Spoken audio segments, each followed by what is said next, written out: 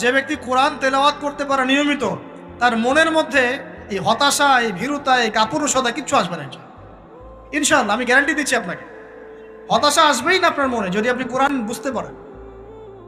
কোরআনের একটা আয়াত নিয়ে কোনো কোনো সময় দেখা যায় 2-3 ঘন্টা সময় পার হয়ে যাচ্ছে, আয়াতটা ছেড়ে সামনে যেতে পারছি না।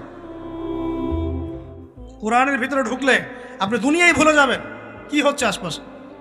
আমি এমন অনেক আলেমকে দেখেছি যে একটা বই, পাতলা একটা বই, আরবি বই নিয়ে পড়া শুরু করেছেন যে ফজরের পরে, জোহরের ওয়াক্ত হয়ে যাচ্ছে, বইটাই শেষ করতে পারেননি। বুঝতে পারবেন না? যখন আপনি ইলমের ভিতরে ঢুকে যাবেন, কোরআনের ভিতরে, হাদিসের ভিতরে, আপনার দুনিয়ার খেয়ালই নাই। একজন আলেম, তিনি এক রাত্রে একটা বই লিখেছিলেন, চটি বই, এক রাত্রের মধ্যে। বলা হচ্ছে, তার সম্পর্কে বলা হচ্ছে যে রাতের খাবার তাকে দেয়া হয়েছে যে আপনি এটা খেয়ে নেন।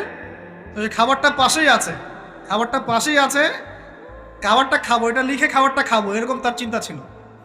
ফজর হয়ে গেছে, বই লেখাও শেষ, খাবার এই অবস্থায় পড়ে আছে, ডুবে গেছেন ভিতরে, খাওয়ার মাথায় খেয়াল নাই।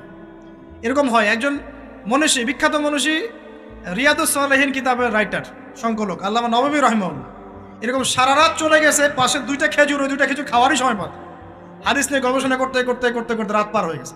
আমি বলতে চাচ্ছি, যখন ইলমের ভিতরে, কোরআন হাদিসের ভিতরে ঢুকে যাবেন, আপনার দুনিয়ার খেয়াল আপনার চলে যাবে ইনশাআল্লাহ। এই টেনশন, হতাশা, এই সেই বাদ, তখনই আল্লাহ পাক আপনাকে তার পক্ষ থেকে রহমত দিবেন, বরকত দিবেন, আল্লাহ আপনার দুনিয়ার কাজগুলো করে দিবেন ইনশাআল্লাহ। তখন দেখবেন কেউ আপনার দুনিয়ার ওই কাজটা করে দিয়েছে, কেউ ওই কাজটা করে দিয়েছে, কেউ বাসায় খাবার পাঠিয়ে দিয়েছে, আল্লাহ পাকই এগুলো করাই দিবেন ইনশাআল্লাহ। তো প্রিয় ভাইরা, মাদকে যাবো না আল্লাহর কাছে আসবো?